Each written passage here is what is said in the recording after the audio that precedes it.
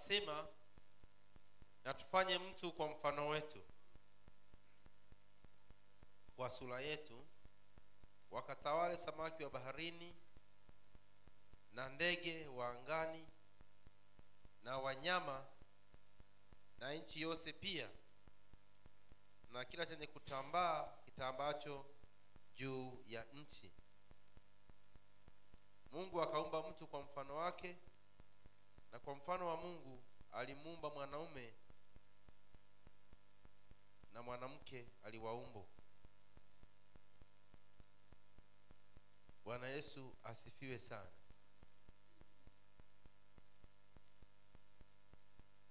Tutajifunza somo fupi asubuhi ya leo, somo linalosema ya kwamba mamlaka yote yako mkononi mwako. Mamlaka yote yako mikononi mwako. Bwana Yesu asifiwe sana. Mamlaka yote yako mikononi mwako. Hapa katika kitabu cha Mwanzo ile sura ya 26 mstari wa kwanza, sura ya kwanza mstari wa 26, anaposema Mungu akasema na tumfanye mtu kwa mfano wetu na kwa sura yetu, wakatawale samaki wa baharini na ndege wa angani na wanyama na nchi yote pia na kila chenye kutambaa kitambacho juu ya nchi. Kwa hiyo hapa Mungu alikuwa nakabidhi vitu vyote katika mikono ya mwanadamu avitawale. Amen. Avitawale. Anasema na tumfanye mtu kwa mfano wetu na kwa sura yetu. Lakini kazi kubwa atakayoifanya hawa watu, wakatawale samaki wa baharini, manake utawala wao unaenda hadi kwenye maji na viumbe vyote vilivyoko majini. Anasema na ndege wa angani, manake utawala wetu unakwenda mpaka angani. Na wanyama, kwa wanyama wote utawala wetu unafika. Na kwa nchi yote pia, manake utawala wetu unaenda mpaka kwenye nchi, mpaka kwenye hali ya hewa, mpaka kwenye mazingira, mpaka kwenye kila kitu. Anasema na kila chenye kutambaa kitambacho juu ya nchi. Bwana Yesu asifiwe sana. Kwa hiyo Mungu ametupa kutawala kila kitu. Ametupa kutawala kila kitu. Bwana Yesu asifiwe sana. Mungu ametupa kutawala kila kitu. Tawala afya yako, tawala uchumi wako, tawala mawazo yako, tawala kila kitu. Kwa maneno mengine, wewe ndio msemaji wa mwisho wa kila kitu kinachokuhusu.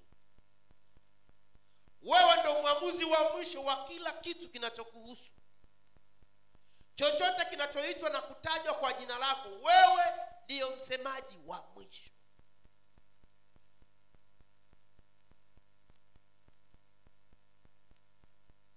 Bwana Yesu asifiwe sana. Mungu huwa anatufundisha ili tupate nini? Tupate maarifa. Lakini pia watu wa Mungu huwa wanaangamizwa kwa kukosa nini? Kwa kukosa maarifa. Unapokuwa huna ufahamu wala hujui juu ya jambo fulani au juu ya eneo fulani, katika eneo hilo ni rahisi kuangamia.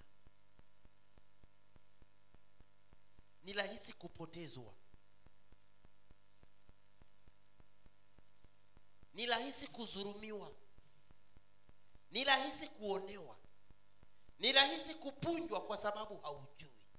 Lakini ukijua ya kwamba eneo hili mimi ndio msemaji wa mwisho, unasimama ili kutamka ya kwamba neno lako ndio liwe la mwisho na sio la mtu mwingine, sio la mazingira yanavyotaka, Hapana, wewe unavyotaka, sio hali ya hewa inavyotaka.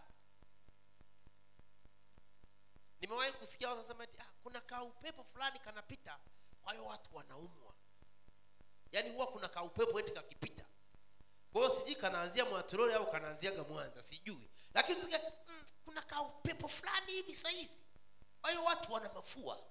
Kuna kaupepo fulani hivi kwa watu wana homa. Sikiliza, sio mazingira yanapaswa ya kuamulia afya yako ikae.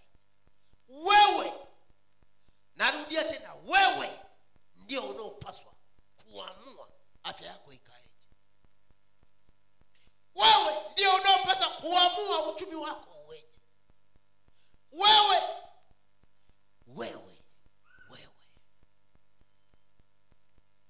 Bwana Yesu asifiwe sana. Anaposema hivi ya kwamba Mungu akasema na tufanye mtu kwa mfano wetu, kwa sura yetu, wakatawale, maana yake Mungu alitaka mwanadamu ajiendeshe mwenyewe, afanye maamuzi mwenyewe kama anavyotaka yeye, lakini akiwa ndani na ushirika na Kristo. Bwana Yesu asifiwe sana. Alitaka mwanadamu mwenyewe aamue. Yaani wewe unaamua ni kiwango gani cha utukufu wa maisha unataka kuishi. Wewe unaamua. Wewe unaamua ni kiwango gani cha upako utembee. Wewe unaamua. Wewe unaamua uishi miaka mingapi hapa duniani. Wewe unaamua. Wewe unaamua ni kiwango gani cha utajiri uishi. Wewe unaamua. Wewe unaamua. Bwana Yesu asifiwe sana. Na ili uweze kuamua na kufikia kile kiwango ambacho wewe unakitaka, maana yake hilo jambo lazima kwanza ndani yako ulifahamu, lazima kwanza ndani yako ulione. Kwa kama unataka kiwango cha utukufu, cha kiwango cha juu, maana yake huo utukufu kwanza uujue na uone ndani yako, halafu uamue kuishi wewe mwenyewe. Kwa sababu maisha yetu hayahukumiwi wala hayaamuliwi na mazingira ya nje. Maisha yetu hayahukumiwi wala hayaamuliwi na kile tunachokiona nje. Maisha yetu yanatawaliwa, maisha yetu yanaamuliwa na ufahamu tulionao sisi katika neno ndani ya Kristo Yesu.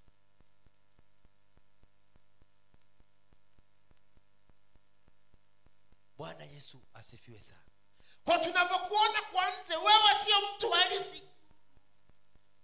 Yaani unavyoniona mimi hapa kwa nje, mimi hujawahi kuniona.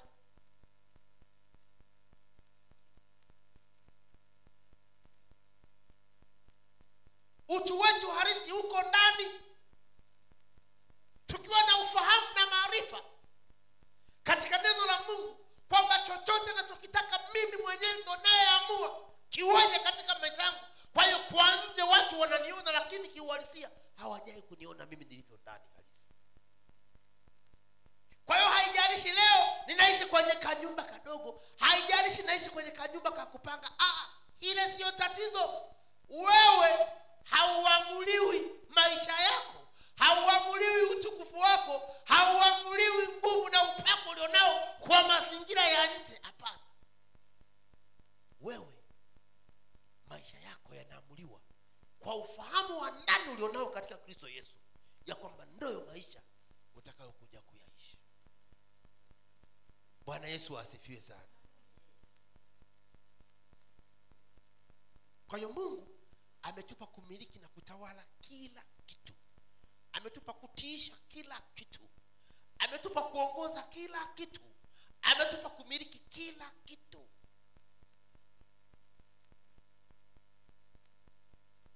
Bwana Yesu asifiwe sana. Hebu tusome kitabu cha, twende kitabu cha Luka.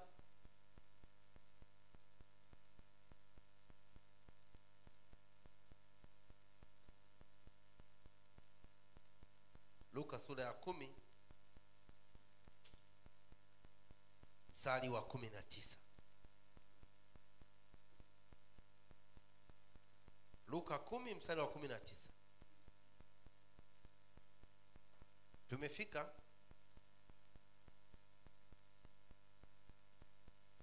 Tunaenda kusoma hapo 1, 2, 3. Tunaenda kusoma Luka 10 ule mstari wa 19. Luka 10 mstari wa ngapi? Wa 19. 1, 2, 3 go. Tazama, nimewapa amri ya kukanyaga nyoka na nge na nguvu zote za yule adui, wala hakuna kitu kitakachowazuru. Bwana Yesu asifiwe sana. Yesu Kristo anatangaza kwa ujasiri.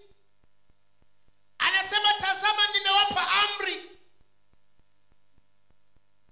Ili neno kisoma Biblia ya Kiingereza anasema behold, I give unto you power.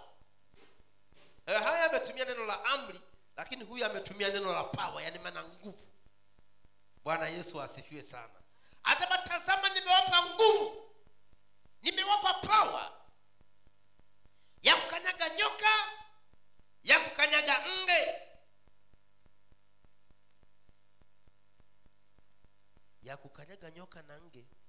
Maana tunakanyaga kila kitu kinachomtisha na kumwogopesha mwanadamu. Sisi tuna uwezo wa kukikanyaga. Bwana Yesu asifiwe sana. Kuna mtu akiona nyoka kwenye nyumba anahama na hiyo nyumba. Bwana Yesu asifiwe. Mwingine akiona nge anapiga yowe kabisa. Lakini Biblia inasema ya kwamba tumepewa nguvu ya kukanyaga nyoka na nge. Anasema na nguvu zote za yule adui, yani shetani mwenyewe. Anasema wala hakuna kitu cha kuwadhuru. Maana yake hakuna kitu chochote kinachopasa wewe kukuathiri.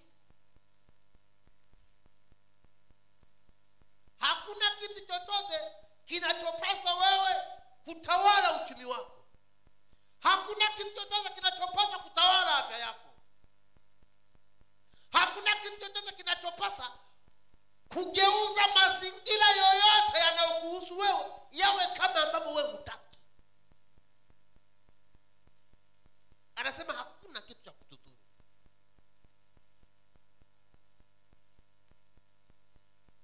Bwana Yesu asifiwe sana.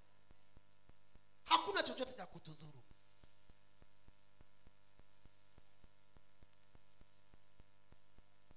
Hakuna chochote cha kutudhuru.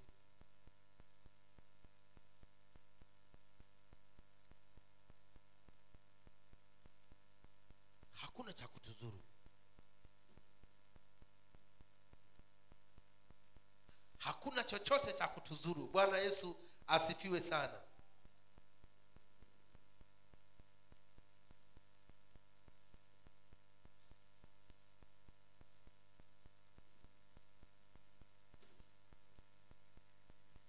Mathayo 7 mstari wa 24.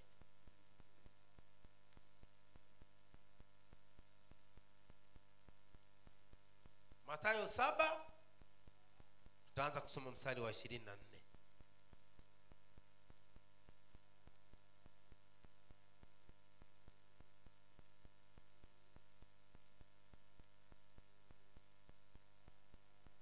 Tumefika Mathayo 7:24. Tumefika. Shalom. Rudini sasa. Mmeenda wapi? Mpo?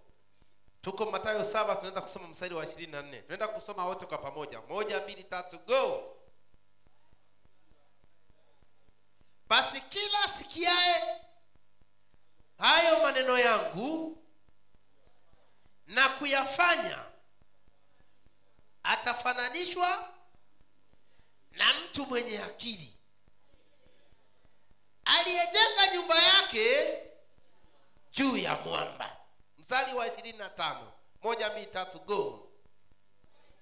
Mvua ikanyesha, mafuriko yakaja, pepo zikavuma, zikaipiga nyumba ile, isianguke, kwa maana misingi yake imewekwa juu ya mwamba.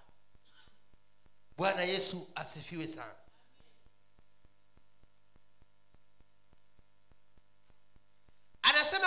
mstari wa 24 ya kwamba basi kila asikiaye hayo maneno yangu na kuyafanya atafananishwa na mtu aliyejenga nyumba yake juu ya mwamba. Ukisikia neno la Mungu, ukalipokea, ukaliamini, ukaanza kulitendea kazi, ukaliishi, maandiko yanasema wewe unafananishwa na mtu mwenye akili.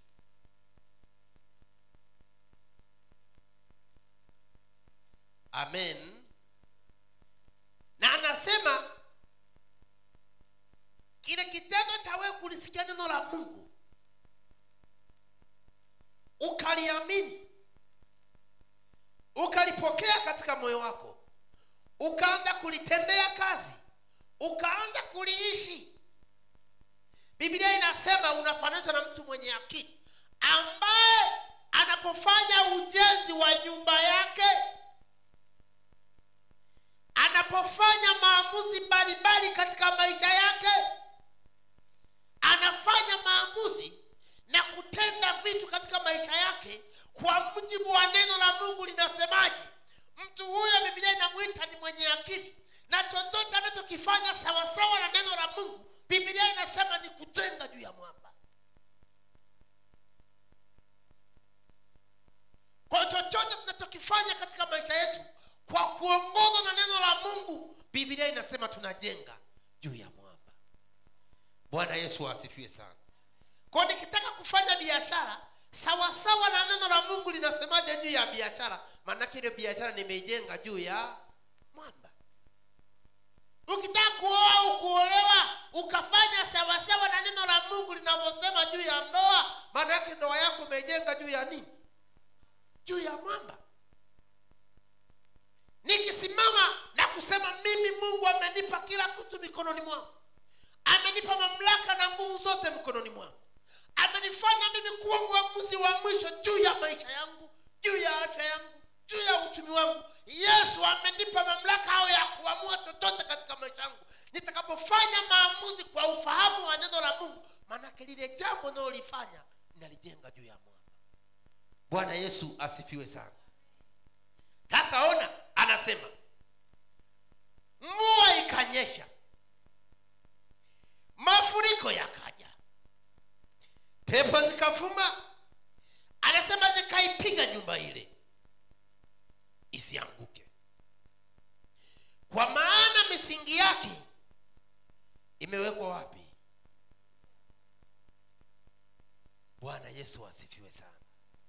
Ambacho hajasema ni kwamba ukilisikia neno la Mungu katika eneo lolote lile na ukalitendea kazi, Biblia haisemi kwamba ukijenga kwa ufahamu wa neno la Mungu sawa sawa na Yesu anavyosema unajenga juu ya mwamba, Biblia haisemi mafuriko hayaji. Mafuriko yanaweza kuja. Bwana Yesu asifiwe. Nimejifunza kwamba kumbe mtu yeyote ambaye ameokoka, uzima wake aliyoupata kwa baba na mama, unapompokea Yesu Kristo, ule uzima unakufa, unaondoka, unakuja uzima wa Mungu ambao ni uzima wa milele. Biblia inasema uzima wa Mungu unaitwa Zoe, ndio uzima ambao uko ndani yangu. Ule ufahamu nilionao juu ya afya yangu kwamba kumbe na uzima wa Mungu, ninayo Zoe ya Mungu.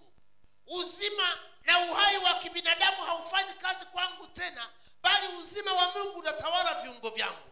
Nikawa na ufahamu huo juu ya afya yangu, ninajenga juu ya mwamba kuhusu afya yangu. Amina.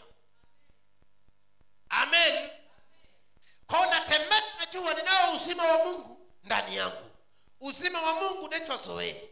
Uzima wa Mungu unameza magonjwa. Ghafla Biblia inasema mvua ikanyesha, mafuriko yakaja, pepo zikavuma, zikaipiga nyumba ile.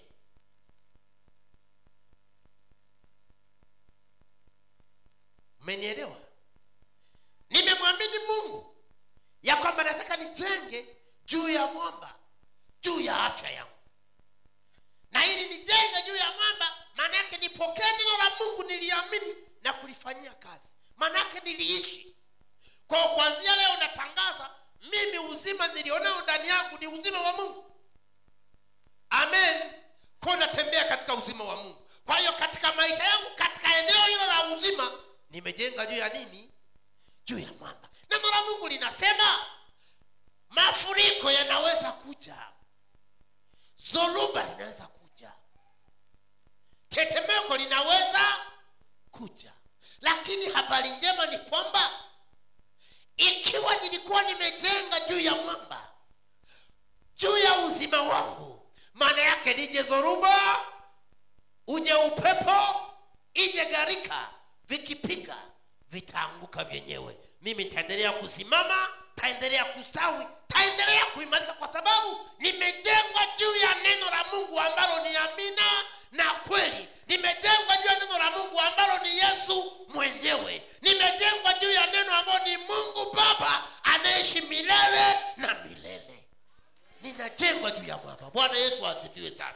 Wakati mwingine tunakutana na vitu, ukiviangalia kwa nje ni kama vinachosha, ni kama vinakatisha tamaa, ni kama vinaogopesha. Sikiliza, maadamu umejenga juu ya mwamba, upepo utavuma lakini utabaki salama, zoruba litapiga lakini lazima utabaki salama. Ushindi ni wa kwako kwa sababu uko na Bwana na uko juu ya mwamba. Haleluya, haleluya.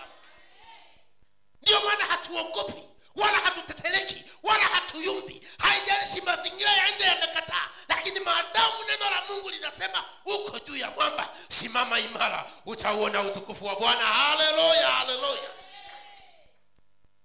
Wewe ndio unaamua ni maisha gani uishi.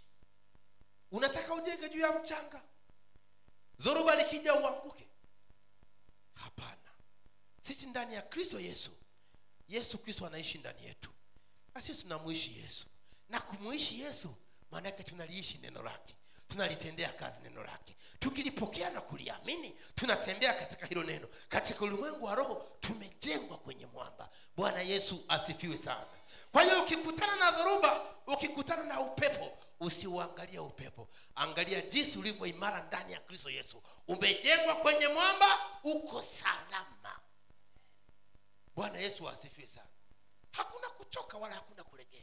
Ni Yesu ndo ametupanda ndani yake, na sisi tunaishi ndani yake. Na Mungu ametangaza mwenyewe kwamba ametupa mamlaka ya kwamba hakuna chochote cha kutudhuru, hakuna cha kutushinda, hakuna cha kututawala, hakuna cha kutuangusha, hakuna cha kutufanya tufeli, hakuna cha kutufanya tuwe chini. Sisi ni wa juu siku zote kwa sababu tuko na Yesu, yuko ndani yetu, na sisi tunaishi ndani yetu, tunaishi ndani yake. Na Yesu Kristo siku zote ni wa juu, na sisi ni wa juu kama ashivyo Bwana milele na milele. Haleluya, haleluya. Tuko juu.